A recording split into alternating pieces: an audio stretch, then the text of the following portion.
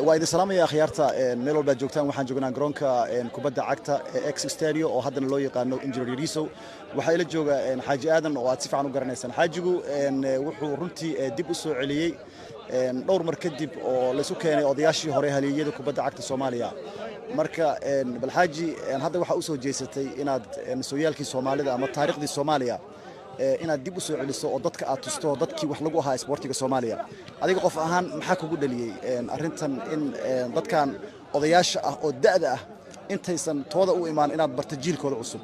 ma sha Allah waa maasan tahay Muxudiin markii aan aragnay dhibaatada Soomaaliya ka jirto oo ah in la ilaawo qof kasta oo wax gashay oo Soomaaliya wax u gashay dhinaca doonta ahaato annaga sportska arrimaha bulshada kaliya ka shaqeynaa markaas waxaan fiirinay haddii ay suurtagal tahay inaan ka shaqeyn karno inaan dib u soo nooleeno magacyadii odayaashii hore ee 1960 laga soo bilaabo ilaa iyo maanta la maraayo odayaasha ugu qiimaha badnaa inaan barno jiilka cusub soo koray maxaa yeelay sidaan la socono jiilka maanta ciyaaraya halkaan ugu imaanay haddii kuwan ay qadarin waayaan oo ay magacooda aqoon waayaan oo kursi u kici waayaan iyagana birtaas oo kale ku dhumayaan laakiin waxaan jecelnahay insha Allah ta'ala dhagax maanta aan dhignay iyo dabka maanta aan shidno inuu dib u kaco insha Allah ta'ala si odayaashan oo macallin Muuse iyo ay hogaaminayaan Scott iyo Killer inta lamid ah kale ay hogaaminayaan in la barto waxa ognahay in ciyaaraha oo dhan magacooda oo ka baxay muuqooda oo ka tirmay laakiin maanta kadib waxaan rajaynaynaa sida ballanqaadada aan haysano xiriir kubadda cagta oo noo ballan qaaday Olimbikada iyo wasaaradda isboortiga iyo xiriirada kale aan ka filayno in legends kor dib loo soo nooleeyo waana meesha kaliya ee aan meel kale lahayn ee Soomaaliya magac ku yeelan karto insha Allah ta'ala diin xaaji runtii idinkan talaabadan qaadeen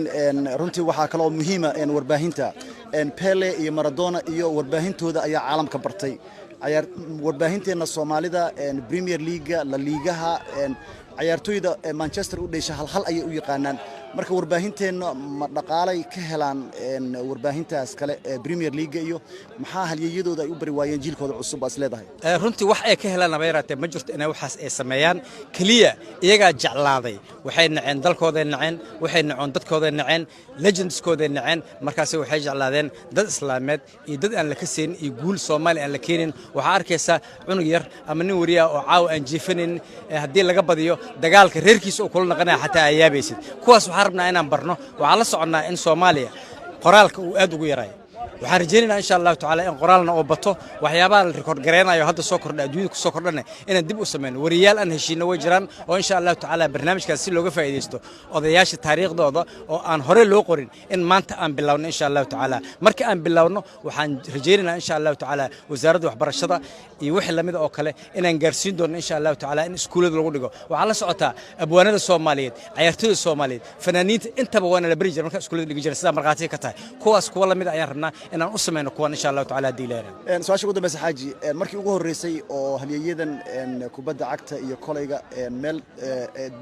dib loo soo ururiyo la isu keeno maaha dad badan baa dadaalay oo dhowr mar isu keenay haddana meesha ka sii qabtay adigu ma ka go'an tahay runtii intaan nooshahay barnaamijkan aad bilowday inaad wado oo ah nooleynta halyeeyadii hore ee qaranka